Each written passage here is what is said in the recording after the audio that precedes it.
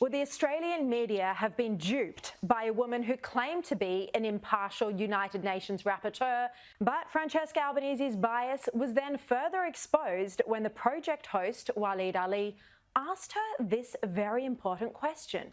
What would be the right response from Israel to the terror attacks on October 7? In your view, what would the correct response have looked like? The response was to be given in terms of law enforcement. Considering that this is occupied territory, it could have relied on the United Nations to demilitarize Hamas if this was the target.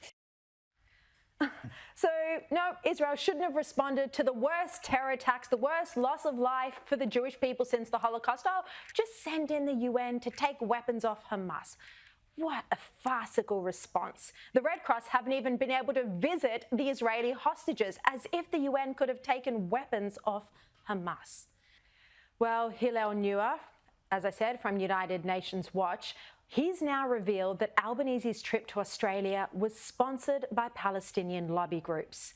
And these groups, the Australian Friends of Palestine Association, the Australia-Palestine Advocacy Network, as well as the Free Palestine Melbourne and Palestinian Christians in Australia groups.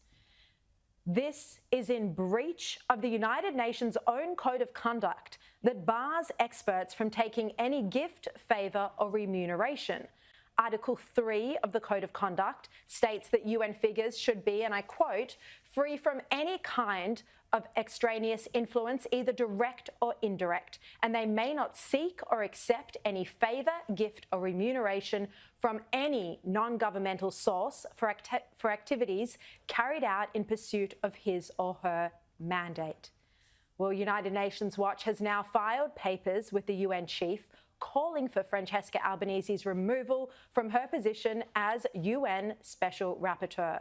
And she should immediately be removed. And she should have made it clear in every single one of those media appearances, on the ABC's Q&A, at the National Press Club, on the project, that her trip was sponsored by Palestinian lobby groups. Jewish groups had sent a letter to the ABC demanding that Francesca Albanese not be given a platform on Q&A because of all of the disgraceful and anti-Semitic views she's expressed in the past. Well, the ABC ignored the demand and had her on the show anyway. Now it seems the public broadcaster owes Australian viewers and the Jewish community an apology.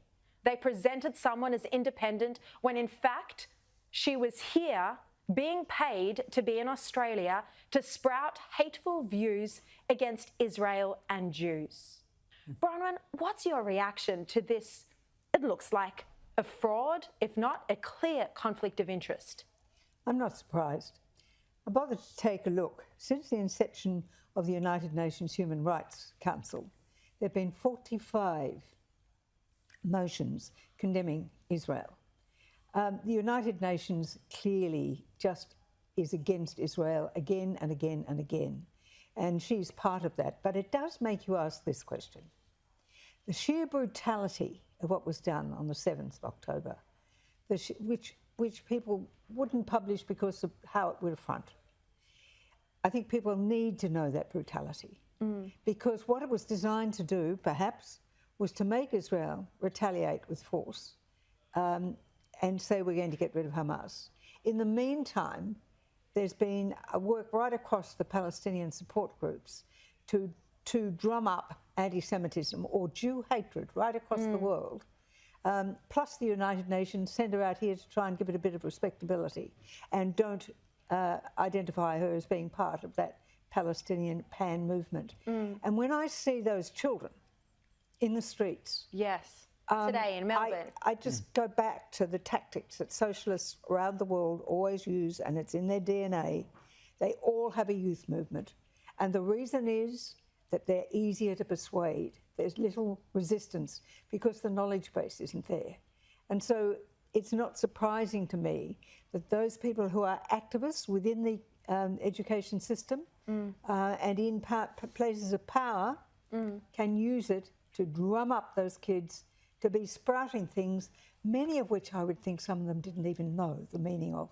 Oh, I mean, a lot of what they were saying today at those school protests in Melbourne. And Jason, there were hundreds of school students there. They're meant to be in class. Instead, they're being indoctrinated to hate Israel and Jews. And they'll be back tomorrow. There's one organised in Sydney, and the propaganda, I'll call it that, that's being passed around on social media, it's vile stuff, and it's kids saying it. I mean, these aren't university, idiots, your classic dickheads from university out saying it. These are children in high schools that are now repeating this stuff. But, back a little step on this UN lady. Albanese. Doesn't it say so much about the Australian media? Did anyone for a moment stop and think, hang on, there's a crisis in the Middle East right now, and she's out here doing the press club in Australia, right in the middle of all of this, that she thought this where she should be right now is here, and no one stopped to say, hey, who's paying for you?